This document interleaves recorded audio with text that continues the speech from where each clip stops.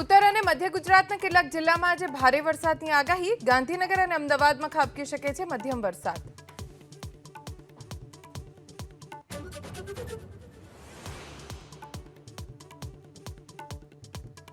Narmada dam 80% ભરાતા કાલે છોડવામાં આવી શકે છે પાણી। 24 કલાકમાં 2.83 મીટરના વધારા સાથે ડેમની જળ સપાટી 132.80 મીટર।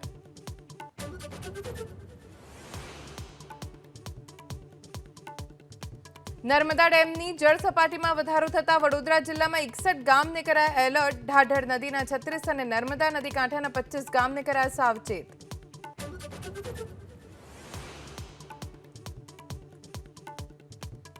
પંજાબમાં કાયદો વ્યવસ્થા યોગ્ય ન હોવાનો કેન્દ્રીય મંત્રી નીતિન ગડકરીનો આરોપ। પંજાબના મુખ્યમંત્રી ભગવંત માનને લખ્યું પત્ર। સ્થિતિ ન સુધરે તો પ્રોજેક્ટ બંધ કરવા પડી શકે તેવો ઉલ્લેખ।